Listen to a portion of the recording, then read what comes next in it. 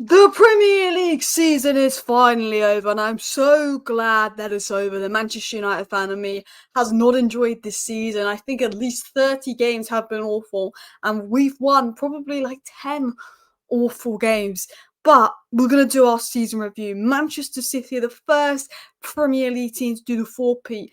And while that hurts, and while that's horrible, and while we're going to talk about Manchester City and how good they are, because I don't even think they're at their best this season and they still win it, and it irritates me and it angers me how good Manchester City are. At least Liverpool didn't win the league. The most important thing is Liverpool didn't win the league, because I was scared for a bit that they were.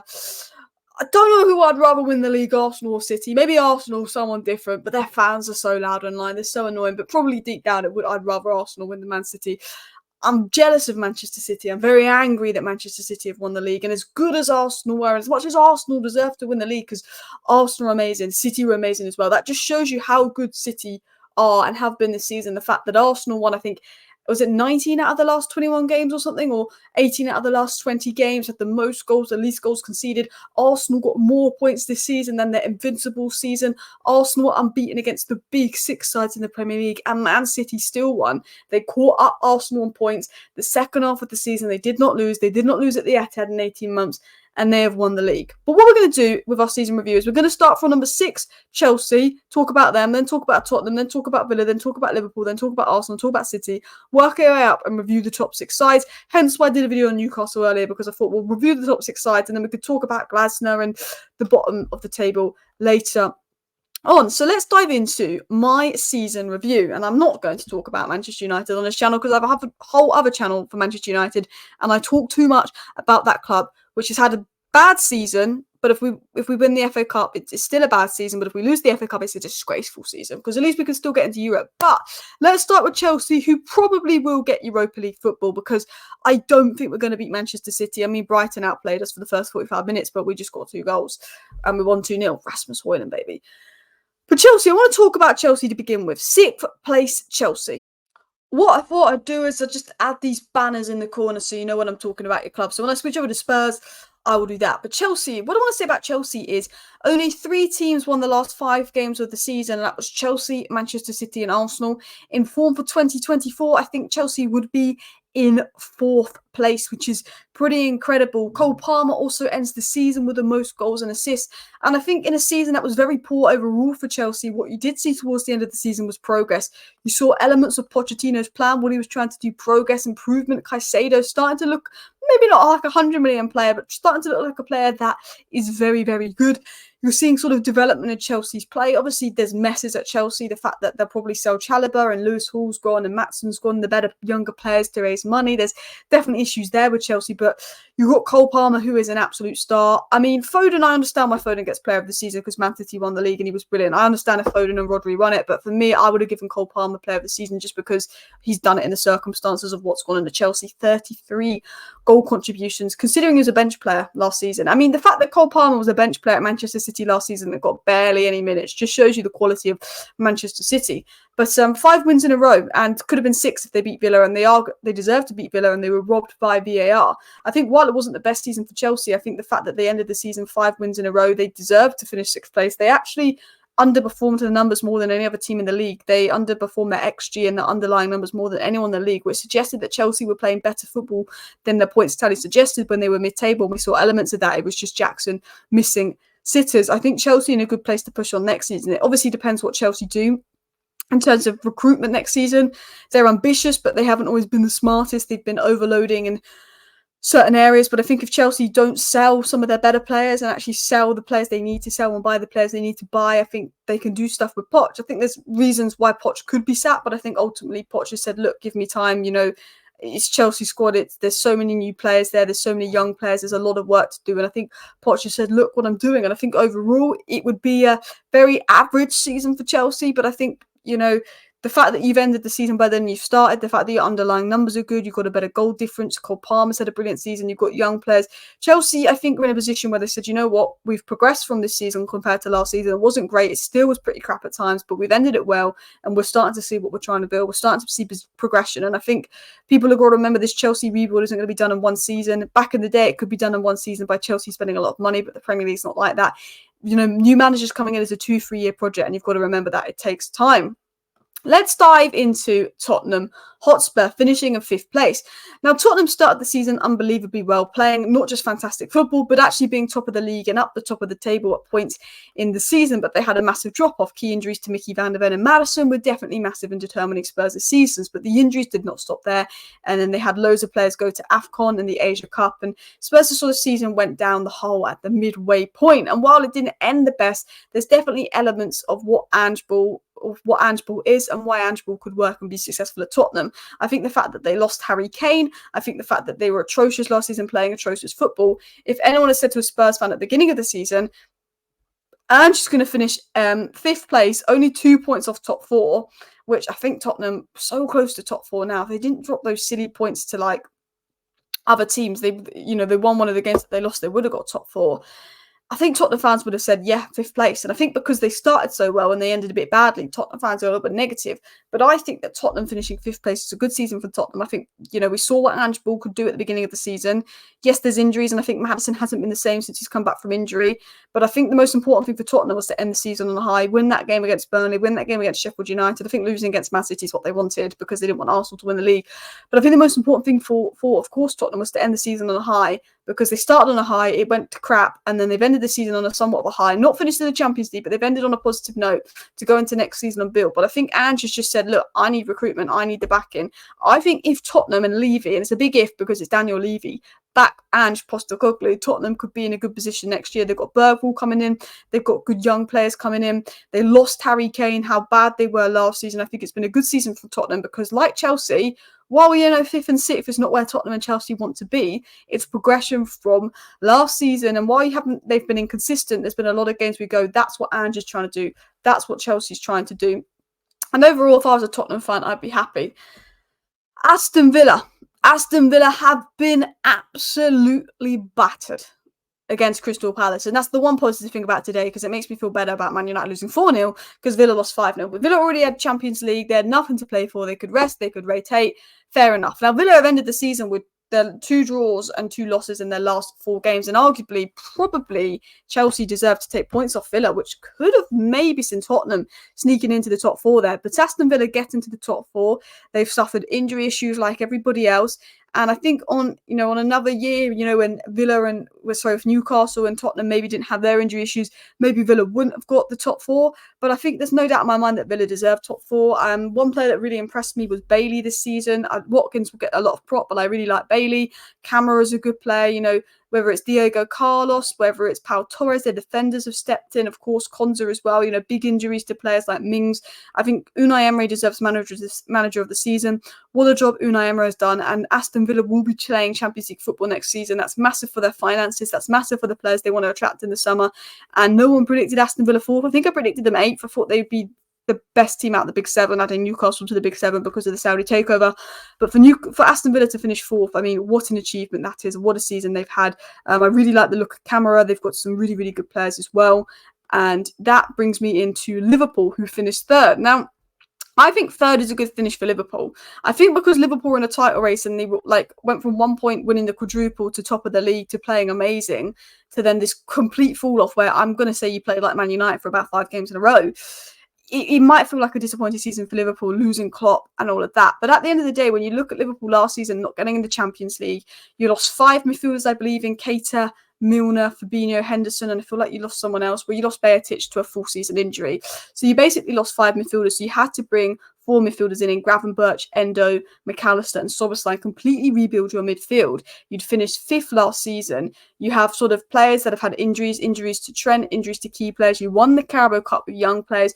Liverpool don't quite have the quality of squad that City and Arsenal do, but Klopp took them to the very end until that last month where I think that exhaustion just caught up with them. The fact that, it didn't even matter anymore because Arsenal and City just didn't drop points in their final 5 games of the season. I think maybe Liverpool almost knew that it was done because City and Arsenal were never going to lose. I actually think that Liverpool can hold their heads high after this season. I know that they completely bottled it, but it was a new team. It was the first year of Klopp's second rebuild, which will now be the first year of Arne Slot's rebuild next season. And I do think that their midfield isn't to the level of course, Man City and Liverpool. So I think McAllister's brilliant. I definitely think there's a good player in Szoboszlai, but he dropped off. Endo was great, but they need a long-term six. Nunes isn't the most clinical. Gakpo, I think Klopp's finally starting to play him on the left where he looks quite good. Diaz has had a few issues this season. Salah was good and then he dropped off a bit. I think, a lot of their key players, and then Jota being injured, Trent being injured, Matip being injured, so many, Alisson being injured. They lost so many key players. I think third place is a very good finish for Liverpool. I think they dropped off, and that will be a shame for Liverpool fans. I liked that they dropped off. But I actually think that they had a good season, because I don't think anyone thought that they were going to be challenging Liverpool and Man City in that title race. Everyone laughed at them for missing out on Lavia and Caicedo and signing Endo, and they took it to the end. Which brings me to Arsenal. Arsenal did not bottle the league, in my opinion. Last season, you could say they bottled the league because they had that gap and they just completely 2-2 draws and complete mess. And I think losing Saliba, and I think it was a little naivety, a bit of inexperience. Like Liverpool dropped off, they were doing so well, and I think their legs went a little bit like Liverpool this season, Arsenal last season. But this season, you can't say Arsenal bottled the league when they won 18 of their last 20 games, when I had the best goal difference in the league, they had the best defensive record in the league. They have more points this season than in their invincible seasons, which some Arsenal fans claim is the best team ever. Well, you got more points with this team than your best, the best Premier League team ever that was invincible. Personally, I don't think the Invincibles is the best Premier League team ever. Sorry, Arsenal fans. I think it's a brilliant achievement. It's never been done in English football. But you've got more points this season. And Bayer Leverkusen, wow, they're truly invincible because they're going to win the cup competitions. But I think Arsenal lost Yuri Timber this season. A key player, missed the full season. You've got to remember that. They definitely had issues with their left centre mid dynamic because Thomas Partey's basically missed the full season. Realistically, Thomas Partey and Yuri Timber fit probably would have been regular starters. I think Tomiyasu's missed important bits of the season, like the Bayern Munich game and the Villa game, where I think it could have gone very different for Arsenal having that addition. And I think Arsenal, the fact they were 2 points from winning the league against Manchester City, who've already won 3 in a row and have that experience, shows that they've progressed since last season. But one thing, the difference between this season and last season is Arsenal's got that mentality to go right to the end with Manchester City. They know they can go right to the end now.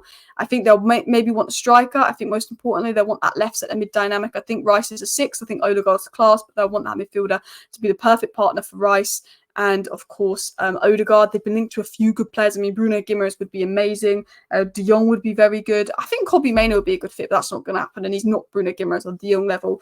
But I don't know who you'll get realistically. Jao Neves could be a very good option. You've also been linked to the likes of Sesko, Xavi Simons, some good players. But I think, Arsenal can hold their head high. They've been brilliant this season. I think, realistically, Arsenal probably have been the best team in the Premier League, but Manchester City just have Haaland, they just have Foden, they just have De Bruyne. I think Arsenal have actually got the best numbers in the league. They've actually played the best football in the league according to the underlying numbers, and have had an absolutely fantastic season. They can hold their heads high. I think everyone predicted Man City to win the league. Like, everyone that wasn't an Arsenal fan did think that Man City would win the league. I think I predicted Man City to win the league. And Arsenal, dropped off in January. Everyone wrote them off. Oh, look, it's Arsenal. They've dropped off. They came back and they won games 6-0, 5-0. Their rest defence, their numbers, the goals they scored. And I think as well, Arteta was trying to do something different this season as well when he tried some tactical changes. And there was question marks over Arsenal at the beginning of the season and pre-season, but Arteta's, managed to get a player in Kivior there. Arteta's got Havertz, a player that everyone was like, why is he signed, playing good football? Martinelli's not been at his best this season. There's been an over-reliance on Saka. I think Arsenal have had a very, very good season despite not winning a trophy. And I think it's just, you've got to be so good to beat Manchester City. It's almost impossible because Pep Guardiola has built a super team. And there it is. Manchester City winning 4 trophies in a row. And the bitterness in me will say this because I'm bitter, but also I'm being honest, it's not just because I'm bitter. The atmosphere for you winning the title in your stadium, rubbish, but that's just me being a bit of a United fan, to be honest. 4 in a row, eh? 4 in a row. As much as I'd like to sit here and slander Manchester City and find any way to put that achievement down, because Manchester United haven't done that, and they matched our treble on 3 in a row last season. They've done one better with 4 in a row. It's annoying that Man City is starting to beat records. We've still got more Premier Leagues, we've still got more Champions Leagues, but honestly, with the way it's going, how long will it last? Pep Guardiola, can you go back to Spain, please? Rodri, can you go back to Spain, please? Manchester City have won the league. They've won the quadruple. They've won 4 in a row. I don't know. I'm glad Liverpool didn't win the league, but it's not nice. It's not nice. I'm bitter. And do you know what? It shows how good they are because Arsenal have been mint this season. Arsenal have been fantastic this season. That just shows how good City have been. Phil Foden, people were questioning if he should leave Manchester City to get game time. look at Phil Foden having his best ever season. Kevin De Bruyne missed half the season through injury, and you still won the league. I think, beginning of the season, Guardiola was taking time to warm up and has now, second half of the season, been one of the best players. John Stones, Kevin De Bruyne are two key players to your treble last season, missed so much of this season. Pep's, I think, Doku's raw and has good games, has bad games. There's still issues with City on the wing. I still don't think City's squad is fully complete. I think it's not as good as last season. But that just shows how good Pep is and how good City are. Because, the wingers are decent, but, Doku's young and he's going to be raw. And Grealish, I think, is great. And I actually do really rate Grealish, but he can be hit and miss. Bernardo Silva's better and more in central areas. They lost some players. But they're so good. Rodri's unbeaten in the domestic competitions for Manchester City in over a year. He's that good. I mean, Rodri and Foden were key today. They're key for Manchester City beating West Ham and getting over the line. I don't think anyone doubted Manchester City were going to win that game, and they've been two of Manchester City's best and standout performers this season. Haaland again scoring like over 30 goals a season like it's easy. Again, they outplayed Real Madrid, but Real Madrid just do what Real Madrid did in the Champions League. And as much as I'd like to put Manchester City down and criticise them, they've been unbelievable this season. There's times where people wrote them off and said, I think Arsenal are going to win the league. I think Liverpool are going to win the league. City in third, because there was a point where City were third and had less points. But City just said, well, when Manchester City second half of the season don't muck about, they win every game. At the beginning of the season, people were saying, when Man City bored, they've won it all. They don't seem, they've won it all. Were they a little bit bored this season at the beginning of the season? Because they were in third. Manchester City do what they did when Manchester United were top of the league a couple of years ago in January, and I think under Ollie, and everyone was like, could Man United win the league? Then Man City just went and stormed away with the league. Last season, Arsenal were heavily clear of Manchester City. What did Man City do? Win the league. There was a point when I think Liverpool were above Man City and Man City caught them up and won the league. When it comes to second half of the season, when it comes to grinding out results and winning every game, Man City know how to win 17 games in a row, the last 17 games of the season, and that is the standard of the Premier League now. It's crazy standard to the Premier League where you need to get over 90 points. You need to win like 19 out of your 20 last games to win the league, because Manchester City won't drop points and you have to go beat them at the Etihad, and no one's beat them at the Etihad in a year and a half. You've got Phil Foden, you've got Bernardo Silva, you've got absolutely brilliant players. You've got Rodri, who I think is the best player in the world and he should have won the Ballon d'Or, but he won't because he's not a glamorous position. You've got Guardiola turning into a player. They've got Akanji, I think is very underrated. Ake's been brilliant. You've got Stones, Diaz. Their squad is brilliant, and they have been brilliant because I think Arsenal have been amazingly good this season, but they couldn't beat Manchester City, and I think that unfortunately tells you how good Manchester City have been. Anyway, that is my Premier League season review. Thank you for watching. See you next time. Bye.